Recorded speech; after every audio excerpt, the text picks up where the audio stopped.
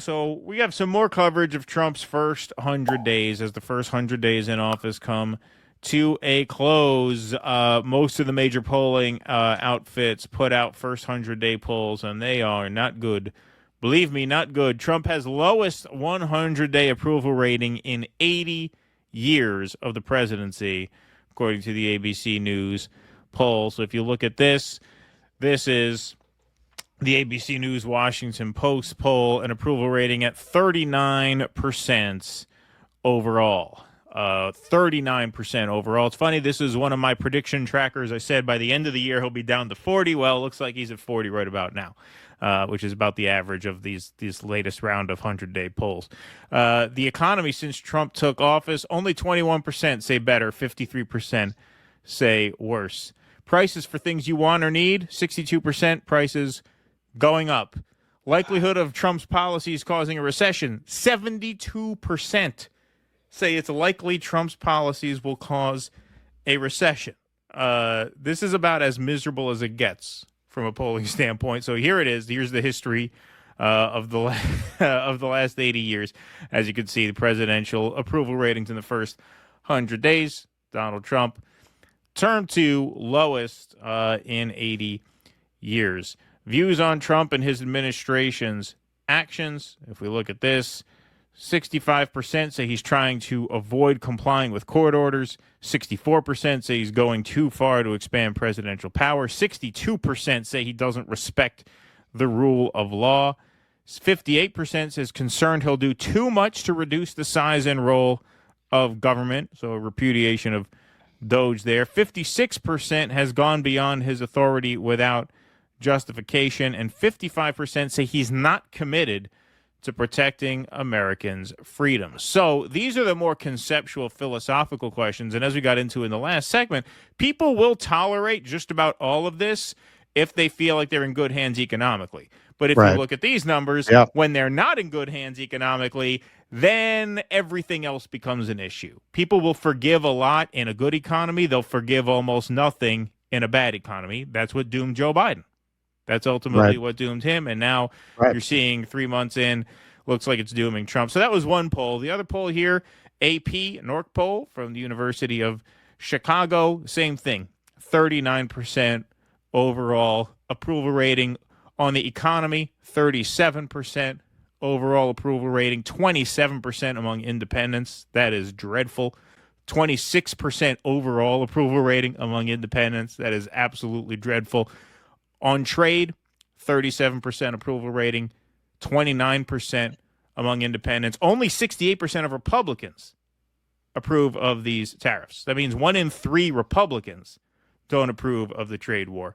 Foreign policy, again, miserable, 38%, 26% among independents. Immigration, his strongest issue by far, now under 50%. And look at that, 37% among independents. Again, that's just absolutely miserable. Trump's job rating drops. Key policies draw majority disapproval as he nears 100 days. So this is yet another poll. So you can see these are not like outliers. Now you're seeing a pattern among all of these polls. This is the Pew poll. Overall approval rating, just 40%. Tariffs, 39%. Cuts to federal departments and agencies, just 44%. Notice not seeing much of Elon around the White House anymore. And this is why. Doge underwater. Most Americans say the Trump administration would need to stop an action if a federal court says it's illegal. So this gets into the handling of the Abrego Garcia case being the highest profile example of what we're talking about. But if you look when asked the question, would he have to follow a court's ruling, 78% say he would have to follow a court's ruling. 19% say he does not have to follow the court's ruling. But when you escalate to the Supreme Court, half the people who say he has the right to defy a lower court say, well, no, he doesn't have the right to defy the Supreme Court. 88-9 say he has to abide by the ruling of the Supreme Court. That is about as convincing a majority as you'll ever get on any issue in America these days. It's very rare you get 80% of people to agree on anything nowadays. And here we have more specifically when you dig into this. So this is the New York Times Siena poll, which did their own poll. This is yet another one. So again, we're not just picking one thing and talking about it because that could be an outlier. We're taking all of these polls into consideration here. Trade 42, foreign conflicts 40, Russia Ukraine 35, and look at that. Look at that rating about Kilmar Abrego Garcia. 31% approve of his handling of that case. 52 disapprove. The remaining being unsure. Remember when Scott Jennings went on CNN and said this is another 80-20 issue where the Democrats are going to El Salvador and vouching for an MS-13 gang member, blah, blah, blah. Yeah, they're saying keep doing that, keep doing that, keep going, keep going. The more you raise this issue, the better for us. Well, no. 31% approve of how he's handled this case. That's very, very encouraging to see, I must say. So this is how bad they have screwed this up. This is how they have tanked the goodwill that they had coming into office. On the signature issue of immigration, look at how they have squandered this. 38% favor deporting all immigrants living in the U.S. illegally, while 40% oppose. If you were to take this poll 3 weeks ago, you'd have 60% favorability for deporting all illegal immigrants. I mean, that was consistent across the board, mid-50s, some even in the low 60s. Now, what you've had is not so much an increase in people who say, well, no, you should let them stay. You've seen a massive increase in people who are not so sure about this anymore. Now 20%, when you ask them that, think, well, I don't know. Why don't they know? They don't know because in theory it sounds reasonable enough. If you're here illegally, you got to go, right? It's kind of basic. But they've seen how the administration has implemented these deportations in such bad faith and with such ill will and with such malice that, you know what?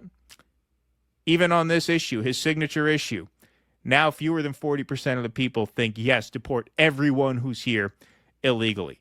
That really tells the story of these 100 days, how they took the goodwill that the country handed them in a mandate of sorts. Not a historic mandate, but sure, I would grant you he had a mandate, especially on this issue where his numbers were very, very strong. I mean, he had well over 50% approval on immigration, and he turned it into this. Look at the line below that. Revoking foreign students' visas over their participation in pro-Palestinian activism, just 28%. Just 28% favor getting student protesters out of the country for wrong think about Israel. So this and other headlines like it, which we'll show you, may explain why and how they've squandered all of this goodwill about immigration. Judge says 2-year-old U.S. citizen appears to have been deported with no meaningful process. Trump has now deported multiple U.S. citizen children with cancer. Rolling Stone reports, among the children deported with their mothers, says the ACLU, are 3 U.S. citizens aged 2, 4, and 7. One of the children is a 4-year-old suffering from a rare form of metastatic cancer and was deported out of the country without medication or consultation with their treating physicians, despite ICE being notified in advance of the child's medical needs. The civil rights organization says that the mother of the 2-year-old is pregnant and was deported without ensuring any continuity of prenatal care or proper medical care. This is at least the second time the Trump administration has deported a child suffering from cancer. Last month, a U.S. citizen and 10-year-old child with brain cancer was deported from Texas to Mexico with her undocumented parents. Here's the headline on that. U.S. citizen child recovering from brain cancer removed to Mexico with undocumented parents. And here's another headline talking about what Rolling Stone magazine. 3 U.S. citizens aged 2, 4, and 7 swiftly deported from Louisiana. And New York Times Siena poll overall, 54-42 Americans disapprove of job that Donald Trump is doing. Now, how is Fox News coping with this? Well, here's the House Democrat over there giving some more numbers to the panel, and we'll see how the conservatives react. So pay attention to their reaction, but also she will get into some more numbers that we didn't show you in the images here. Bear had a beautiful graphic. I might frame it on my wall that had the approval ratings for the last 6 presidents for the first 100 days. Donald Trump is now the lowest. He beat himself. So he was at 45% in the first 100 days of Trump 1.0, and now he's at 44%. His economic ratings have gone down by 20%. The American public don't trust him on cost of living, inflation, all the things he was hired to do. They know the tariffs are a tax on them. The CEOs of Walmart and Target and Home Depot have to go into his office and beg him to stop so that the shelves won't be empty. There are containers coming from China that can't get here because of these tariffs, 145%, or maybe it's 50%. What does this have to do with the Maryland dad? Right. It has to do with what Trump is doing. And there are all of these GOP-appointed judges that are ruling against him, saying a path of perfect lawlessness, brazen example of retaliation. Put it this way, you're just actually undoing your whole point, Jessica. No, I'm not. Because they are focusing on this guy who basically every day we find out. I don't know how he could be underwater. He might be under 50%, but he's not underwater. He's well underwater, and he's well underwater on the Kilmar-Abrego-Garcia question. Well underwater, 31%. On immigration. Fine. Reuters, YouGov, Quinnipiac. Just honestly, it's on fine. Deportation. You admitted that. But right. 2-1 that this guy should be returned. Listen, Keep defending a gangbanger all you want. They're still saying that. They're still going with that. She just cited the data for you, 2-1, saying he should be returned. I don't know if she gets into it in this clip or not. His approval rating with Hispanics now at 27%. About 30, I forget what the exact number is, between 35 and 40% of Hispanics, not immigrants, not undocumented immigrants, Hispanics, fear that his immigration policy is going to negatively affect them. Why? Because you can get rounded up for anything if you're Hispanic and you got the wrong tattoo. That's why. That's why. Yeah. That's how badly they have botched this. They should emphasize the economy. That's what you're. Sorry. Go ahead. Yeah, they squandered an opportunity to build a generational political advantage. Right. Like, really, if they had built on that momentum, because, the conventional wisdom, and it was kind of proven in this election, you only have to peel away a few points of black votes and Hispanic votes from Democrats to crush them in a landslide. Right. If you had just built on that momentum, how would they have ever won an election, without a similar zeitgeist change to this? Right. And they just lit it on fire in 100 days. Yep. It's amazing. I understand that you want me to try to unravel everything that I said. The economy is what drives people to the polls. He now only has a 27% rating with Hispanic voters. Oh, yeah, she did say that. Because he's not focused on the economy and their costs haven't gone down. So are you saying he's going to have a hard time being reelected in 2028? Right. Well, he's wearing, Eric Trump is wearing a hat that says Trump 2028 This is very today, similar so. when Ronald Reagan made titanic changes in the economy. Initially, people panicked. Donald Trump, you did. But he's actually doing just as titanic people who moves. can afford to sit there and say... At least he's leading the country. Your guy wasn't even present. We'll see. Yeah, that's a sick burn. At least he's leading the country. Your guy isn't even present. It's a sad scene over there. So what really happens, what really explains this, as we got into a little bit in the last segment, it's the economy first. People will put up with a lot if they feel like they're in good hands economically. They'll put up with very little if they don't. So the first real strike against them was Doge. The people soured on Doge very quickly once they figured out what it was about. They repudiated Elon by 10 points in that Wisconsin race. Since then, you've heard pretty much nothing out of him. They backseated him. Of course, they screamed it was fake news when they said he was taking a back seat. Oh, no, that's bullshit, fake news. Meanwhile, we haven't heard from him ever since. So obviously it was not fake news. The tariffs, obviously huge. A third of Republicans are against this trade war. That's massive because tariffs and inflation go hand in hand and cost of living is king. And these deportations. You see now that they understand there's no payoff for them economically. Yep. Now they're looking at this. Wait a minute. So we're deporting children with cancer and we're not getting any payoff for it? Now, there are a lot of people in this country who, would tolerate such a horrible policy if they could balance it out with a nice payday for them. Maybe not as many, as to constitute a majority. But if you're starving them out economically, and you're just doing cruelty for cruelty's sake, deporting kids recovering from brain cancer without ensuring any continuity of care, deporting pregnant mothers without ensuring any continuity of care, like that level of malice really hits people hard, especially when they are economically hurting, because then they can't really put it out of their mind as easily. And call me a cynic for saying that, but it's true. People put up with a lot in good economic times, and they put up with very little in bad economic times. And so these are bad economic times with an authoritarian fascist regime just trampling the Constitution. That's why not only are they underwater on the economy, but if you look at those more philosophical questions, horrible numbers there as well. So, as I said in the last piece, this has been probably the most disastrous first 100 days of any presidency, certainly in my lifetime. And there have been some horrible presidents in my lifetime, but even Biden had a honeymoon period. Biden was at 52% at this time.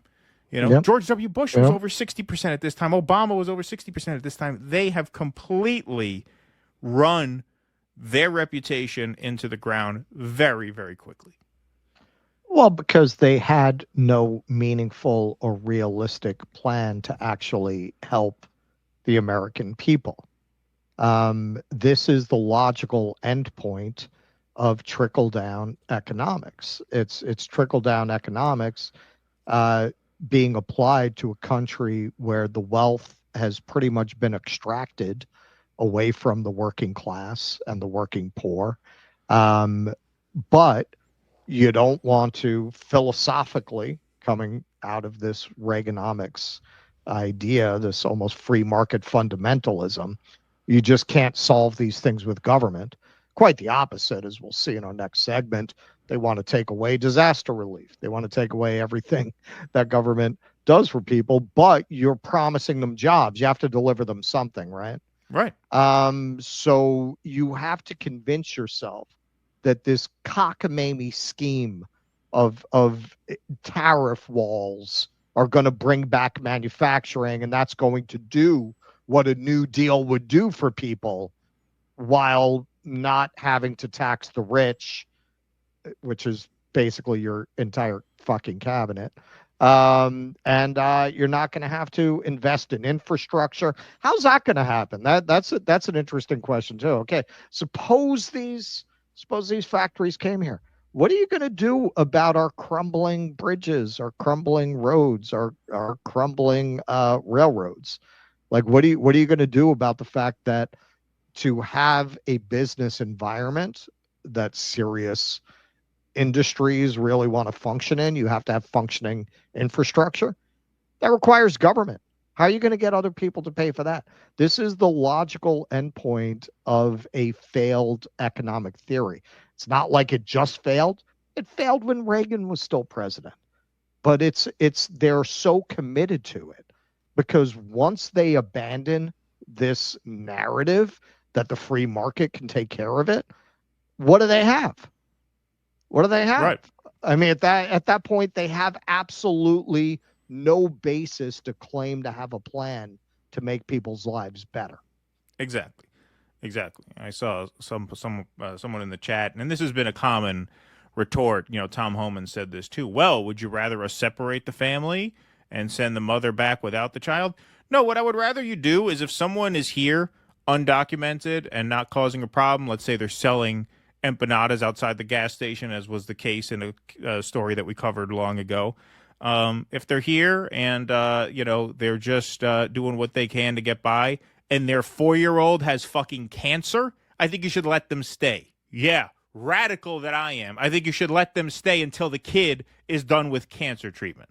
I think if you're against that, you're a bad person. That's what I think. Mm-hmm. And I think a country that is against that is a bad country that deserves to suffer economically in a major way. But luckily, hold on a second, because this is important, because I get in trouble for talking like this. Luckily, most people in America don't believe that, which is why his ratings are underwater on this issue now. Yeah, I think most people, when they see these Michael Bay celebrations of people having their heads shaved in a foreign country who were sent there with no due process, most normal people don't feel great about that. Right. Yeah. And Exactly.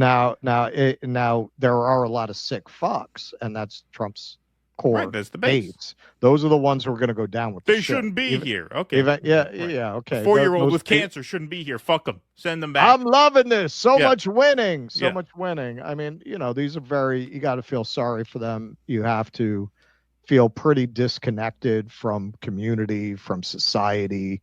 You've got to be a very hopeless person to take joy in that kind of cruelty. Right. But to take part in your cynicism and to reinforce this point again, yeah, man, if they the smartest thing they could have done, if they had come in and just basically forced a new deal through Congress to rebuild roads, rebuild infrastructure. This is traditionally the kind of thing fascists will do, which is why very often these right wingers will accuse them of being socialist, even though they tend to lock up socialists and communists when they're in power. But they do, as a rule, at least the classic flavor of fascist. They understood they had to make the trains run on time. They had to create jobs. So they would tend to do these big infrastructure projects that would put people to work. You're not doing any of that. You're just going to throw up tariffs that are going to skyrocket inflation and tell people the free market will solve it, and then you're going to deport 4-year-olds with cancer. Right. Yeah, most people are not going to be down with that. What's in it? You What's have to be in a it for them? complete psycho. You have to be a complete lunatic to say, yeah, no, this sounds great. That sounds like a place I want to live. Yeah. Yeah. I mean, you have to be just a complete psycho. Just a complete lunatic. Trump's going to get around to helping me any day now. Exactly. Any day. Please clap.